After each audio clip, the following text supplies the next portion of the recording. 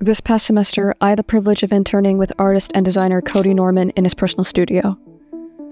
For those who aren't familiar, Cody is a Chicago-based artist and educator who specializes in 3D printed designed objects. A key component of his practice involves taking recyclable, non-biodegradable materials such as polyethylene, polypropylene, and shredding them to use as material for his various projects. My work as an intern mostly consisted of general maintenance and organization of Cody's studio space, but not long after I started, Cody eventually came to me with the idea of a short film that he had been sitting on. Me, being the eager animation major, was happy to oblige. So today, I will be taking you through the process of making the film Plasticus Canistraria. The link to watch the film is in the description. Enjoy. While making Plasticus Canistraria, Cody was essentially acting as my creative director. This meant it was my responsibility to actively listen to and communicate with Cody to exact his artistic vision. This is where working in person became particularly advantageous. Because Cody and I were sharing the same studio space for an entire semester, that meant I could easily have Cody provide his insight. And Cody was very forthcoming in that aspect. Here are some of those insights. What did you want this film to say about your work?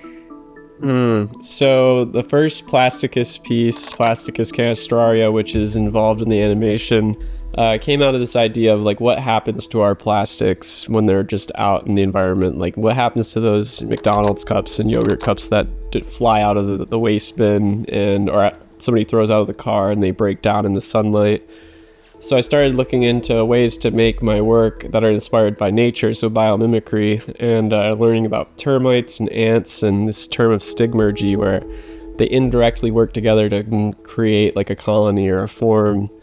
So I was like, well, what if the plastics kind of started to do that, or like ants actually started to take, and the termites start to take our microplastics and build things out of them. So as I was making Plasticus Canistraria in my garage during the pandemic, bugs actually started to live on it while it was in progress, and it started to really look like, oh, this could be like a colony. This could be like there's spiders and ants crawling on it, and thinking about, okay, like I actually am like emulating nature because they actually wanted to use it.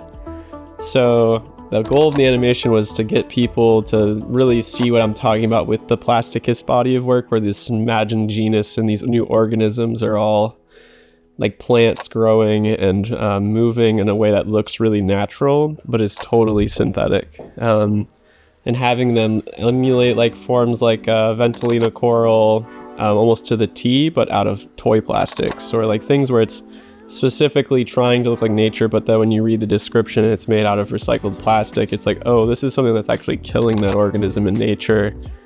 What are the things that I can do as a viewer or consumer that make it so I might have a really, really small impact on the plastics crisis? So with this animation, it's really like telling that narrative of, and like showing and illustrating the narrative of how the Plasticus Canistraria and other pieces came about.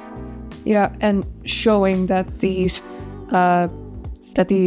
plastics, they're not just single use, they can be recycled to create something that is very beautiful, like Plasticus Canistraria. Yeah, just showing like plastics could be like gold or another material for artists and other craftspeople down the road, where it has these properties that should be celebrated like glass, and the more we can really transform it so that somebody doesn't use it once and throw it away. So maybe it's not always about function. Plastic's usually always used because of function, and that's why it exists. So maybe we can aestheticize it, and in some ways, like I think about like nuclear remediation, where it's being like captured, and this is like, hey, we're not going to recycle this. Like this is its state for now, and hopefully the next couple hundred years, and it's not going to go end up in the ocean the next month. Cody was also a great help in developing the setting and props of the film. So, tell me what you were looking for in terms of visual aspect. In particular, there was a stark difference between the plastics themselves that were shown in the film versus the actual backgrounds. Yeah.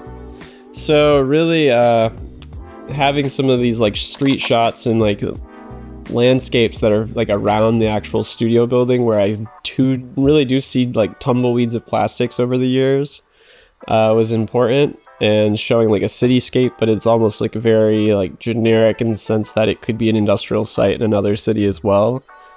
Was important. That's what kind of informed my mental process of having the backgrounds be black and white. And also personally, I just thought that the black and white just meshed really well with the industrial tone you wanted this to have.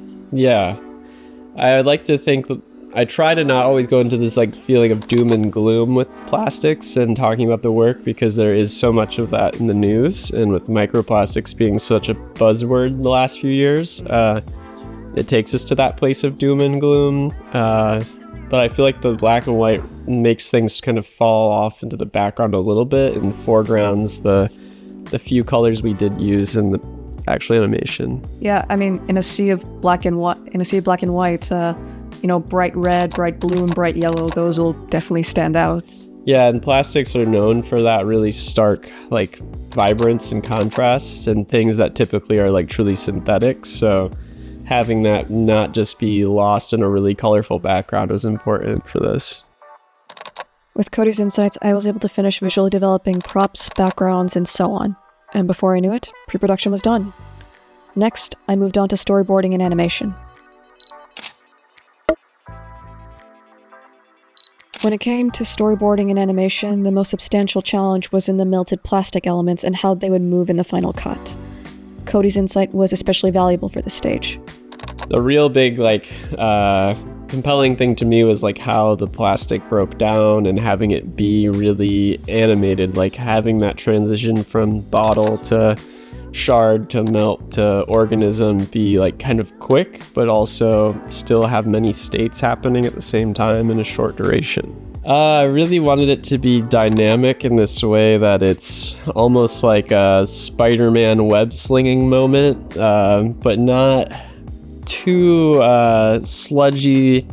It really has this motion of flowing like vines, really just trying to capture a lot of sense of movement and energy in that transformation, so it not being like a straight linear process. And working with plastics over the years and seeing it, how it falls, and using gravity to make some of my pieces as that missing element, definitely was hey, when we're doing the animation, it really needs to be coming out and not a straight line and just going straight into a piece. It needs to be wavy and flowy all over the place. Yeah, because that's how you do it when you're melting this stuff down. Yeah, exactly.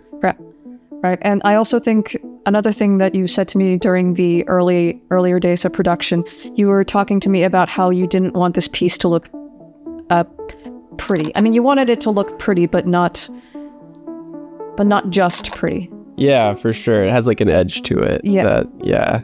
It's not just a glossy, sleek, colorful. Yeah, I want it to have some grit to it.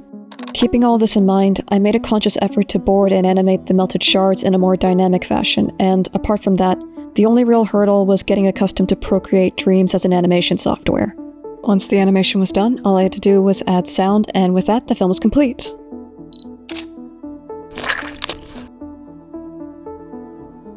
Thank you all for watching. This film was an incredibly rewarding experience, and it was especially rewarding to collaborate with an artist like Cody, whom I deeply respect. Working on Plasticus Canistraria was an especially valuable experience because it showed me how important communication is to making any film. Without Cody's generous input and engagement throughout production, I doubt the film would be what it is now. Thank you, Cody, for such a fruitful semester. It was an honor working with you. And of course, thank you all for watching the behind the scenes of Plasticus Canistraria. Take care, and I will see you whenever I see you. Bye.